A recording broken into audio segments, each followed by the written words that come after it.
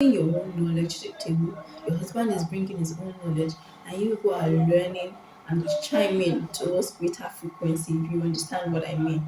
So find a place where you will learn and maybe do it together or share ideas with each other. Hey guys, welcome back to my channel. My name is Bukola. Thank you so much for tuning in. Welcome to Audience of Monty, where we talk about people, finance, and career. Yeah, people, finance, and career. Thank you so much for tuning in today. If you're a returning subscriber, you know we love you so much. And if you're new, you can. Thank you so much for stopping by. Make sure to check other videos when you're done with this. Today we'll be talking about combined marriage and career. This topic is most likely for somebody who is a few years into marriage and is struggling with combining career and marriage. I mean, on some days you feel like, oh, you can have much more of this, and on some days you feel like you can actually do better work of supporting your family in terms of household chores, in terms of tending and catering and giving advices or giving feedback concerning members of your family. So let's jump right into the video. Um, First off, the bedrock of anything you do in your family is communication. You cannot have too much of communication. You cannot have too much of communication with your husband or with your spouse, as the case may be. So do what to communicate where you feel like you might be failing. Do what to communicate where things seems to be out of place. Do what things might be out of place. Do what to communicate where it seems like you're lagging behind or some things you need to do for your career. Now you want to balance them with home, the timelines that you have available, how you want the chores to be shared by both parties, right? So if normally in a traditional home, there's like the woman usually does that. By all means, if you have a career that allows you to combine those effectively, or maybe you're a stay-at-home mom and allows you to combine both without having to wonder how to manage it, then you are very much fine by yourself. But in a situation where you have a demanding career and you still need to cook, you still need to clean, you still need to make sure everyone is fine and well emotionally. You still have to make sure that your husband is being loved and adored. You know all those things that makes a family work.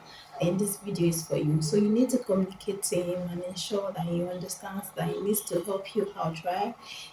If the communication is going south, maybe you might need to involve a third party. So do what to do that. But first of the highest or the first thing you should do is communicate with your husband. So you should tell him about your dreams, about your goals, where you plan to be in the next 5 years. These are not just talks. You guys have to actively work on it to ensure that your dreams, your career, his own career goals does not suffer to how he can support you, how you would feel valued if he can do some particular tasks to help you during the course of the day, right? Yeah. So on to the next point. Time management. If you're somebody that spends like extra 2 hours on the bed before you start your day, that means you have to cut back on some me time, right? That means you have to cut back on some time that you spend doing things. That means you have to cut back on some time that you spend on little things that does not really give you a high return on investment, right? So you have to cut back on some things that don't really matter and focus on your goals. Maybe wake up a little more early in the day or early in the morning or sleep early at night, just make sure that you are overall maximizing your time to rest and also do maximize your time to rest for family and to do your career, like, yeah, and you can just leave out a little bit of time for socializing so that you can still be mentally okay, that you can feel like a balanced human being and be able to give your all and more to your career and to your family. Yeah. You have to prioritize and plan ahead so that you can be able to manage, but you can plan your day ahead, you can plan your week ahead, you can even plan the meals, you can store your meals in you can store your meals like pre-cook them during the weekend and store it for during the week, right? So all of those prioritizing and planning ahead will help you a lot. Instead of waking up the next morning and you're like, oh, what are we going to do for dinner, for breakfast? You already have this sorted, right? So the average person, whoever is at home early, can bring out those and warm up or something along that lines. That's just to give you an example of time management and planning ahead. So in marriage, it seems like if you remember any other place where husband and wife are separate entities, one of those places are career, right? So how about you find a common ground?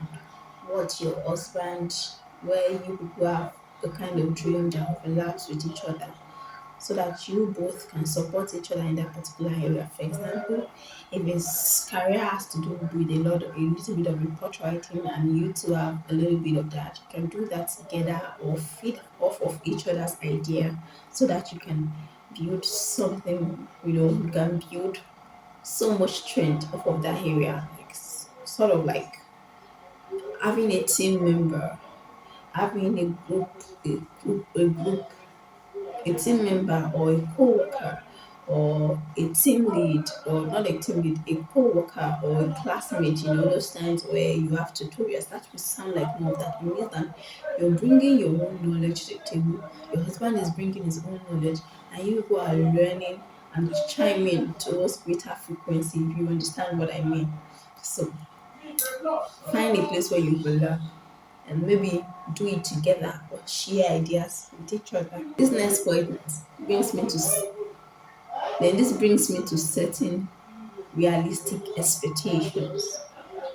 You cannot chew beyond a morsel of bread. Don't say you can chew a whole loaf, right? Not necessarily that you will not chew the whole loaf. You would eventually do that, but per time, set realistic expectations, the goals you're looking to meet in the next 3 months, and set it in a way that you allow for rest so that you will not burn out or be frustrated. I mean, setting a goal to build a whole house in the next 1 month is totally unrealistic, right? Even somebody that does not have to combine career and marriage, I mean, a single person cannot successfully do that. Even with all the rigor and all the strength in the world, you can't successfully do that. How about you set goals that you truly can reach, because there's a confidence that comes with reaching your goals, right? So set something you can reach so that you will not get frustrated and not reach the goal. That is totally not possible. That is not humanly possible. So set it's even better to consistently there's this this proverb or adage that says little drops of water makes a mighty ocean, right? Don't eat off huge chunks so much so that you're tired and for the next 6 months you can't do anything meaningful in career. Just wake up, go to work, just part of the crowd or part of the seat warmers, right? You want to make sure that you're effective in the long run, even if it is contributing to percentage every day. It's better than contributing like 70 now for this week, and for the next 6 months you are not the winner, right? So make sure to do small, measurable, and attainable goals that are aimed at the long run, that are aimed for someone who is running a marathon, not a sprint.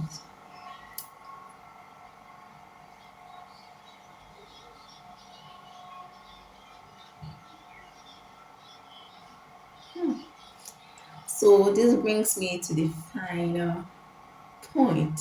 Seek support. No man is an island. Do well to seek support from your friends, from your extended family, from your co-workers, from um your team leads, from your managers. Tell them the goals you're trying to achieve and how you have so much on your hands. And I'm sure they're willing to help you in one way or the other, maybe by babysitting or by helping you catch up to some things that was done at work during your own vacation or during your own leave, right? During your own natural. during your own annual leave.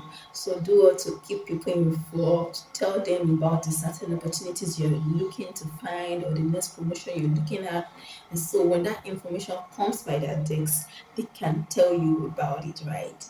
Those people will be like your eyes and your ears and your support system to do things. I mean, they will help you. It will help you in the long run to delegate some things, right? You can't do everything by yourself. So let them help you when you're delegating, right? When you're trying to get 100 things done, about 40% or even 30% can be done through others by telling them what you need to be done. So seek support.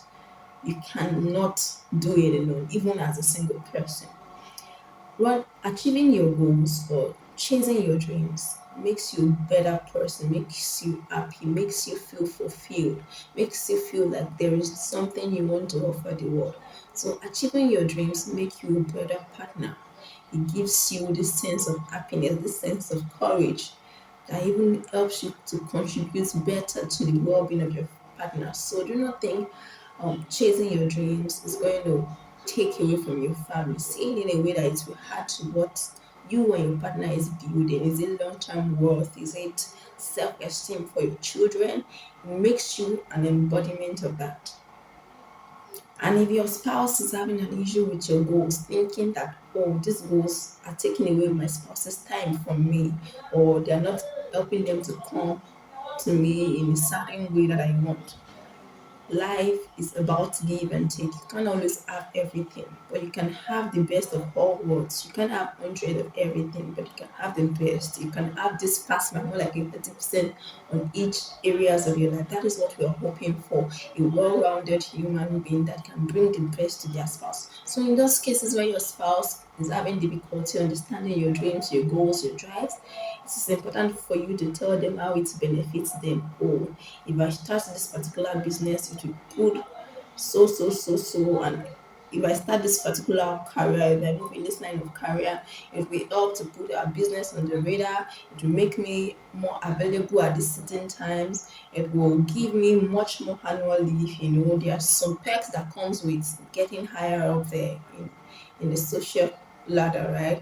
On the corporate ladder. So sometimes it can be that it's helping you to you know, get more time off work, higher pay, how you can contribute that higher pay to something you are doing. So make sure that as you're finding fulfillment, that you are also in a sense contributing a little bit of that fulfillment to the overall goals of your marriage. So it makes it easier for your partner to give you that time, that space to fly. I hope this helped you. I hope you are encouraged to chase your goals. And I hope that you can comment below about some other things, some other strategies that you're taking to combine marriage and career. Bring your own knowledge to the table. Your husband is bringing his own knowledge, and you who are learning and chiming towards greater frequency. If you understand what I mean, so find a place where you will learn and maybe do it together or share ideas with each other.